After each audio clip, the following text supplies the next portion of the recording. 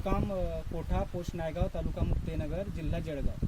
तर आमच्या इथे शेतामध्ये ही वसईची केळीची लागवड केलेली होती आणि ह्या लागवडीमध्ये जवळपास 10,000 कंदांची आम्ही लागवड केलेली आणि सुरुवातीच्या स्टेजला इथे निमॅटोडचा जो काही प्रादुर्भाव आहे तो आम्हाला आयडेंटिफाय झालेला नव्हता।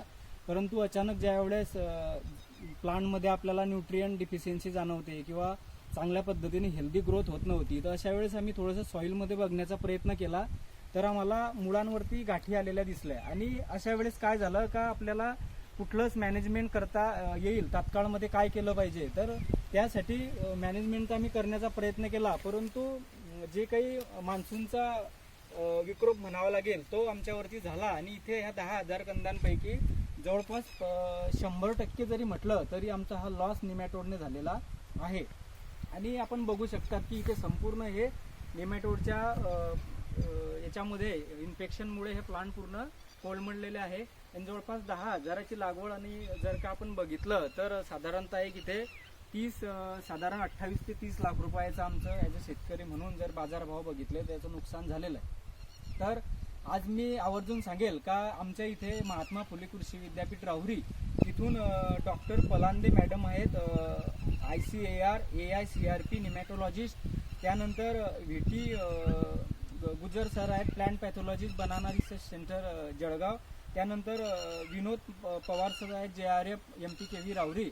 तर खरोखर मी ह्या सर्व टीमचे आभारही मानेल का बनाना रिसर्च स्टेशन जळगावला ज्यावेळेस मी संपर्क केला तर त्यांच्या माध्यमातून डॉक्टर पलांदे मॅडम ज्या निमॅटोलॉजिस्ट आहेत MPKV राहुरीला, तर त्यांनी सुद्धा तात्काळमध्ये इथे आपण जर बघितलं तर हा प्लॉट ॲक्च्युअली हार्वेस्टिंगला आहे, परंतु अशा वेळेस त्यांनी वेळात वेळ काढून आमच्या सारख्या सर्वसामान्य शेतकऱ्यांसाठी मॅडमही आणि सूर्यवंशी सरही इथे हजर झालेत, त्याबद्दल मी त्यांचा सर्वांचा आभारही मानतो।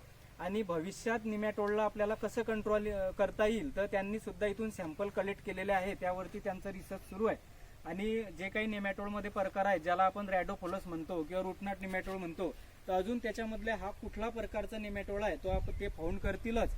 आणि जेणेकरून केळी लागवड शेतकरी जे उत्पादक शेतकरी आहे त्यांना ह्या गोष्टीपासून आपल्याला कसं मॅनेजमेंट करता येईल त्यावरती नक्कीच महात्मा फुले कृषी विद्यापीठ राहुरी अंदर बनाना रिसर्च स्टेशन जळगाव यांचा हा जो प्रोग्राम हा अरेंज होईल आणि शेतकऱ्यांसाठी चांगल्या पद्धतीने त्यांना काम करता येईल आणि आपल्याला निमॅटोडमध्ये नियंत्रण मिळवता येईल, यासाठी मी त्यांचा सर्व टीमचा आभार मानतो। इथे माझ्या गावातले जे काही फार्मर आहेत ते फार्मरही इथे हजर झालेत, त्यांचे आभार मानतो। त्याचे नाव राहुल पाटील पिंपरी नांदू यांनीही त्यांच्या शेतातला जो काही प्रायमरी स्टेजला आलेला निमॅटोड आहे त्यांचंही त्यांनी मॅडमांना फोटोग्राफ्स वगैरे दाखवले, मॅनेजमेंटच्याही गोष्टी समजून घेतल्या। त्यानंतर युवराज घटे आहेत, यांनी पण त्यांच्या शेतामध्ये ते कंदाची लागवड करतात, परंतु आहेच निमॅटोड हा आमच्या भागामध्ये त्याचं थोडं जास्त प्रमाणामध्ये प्रमाण आहे।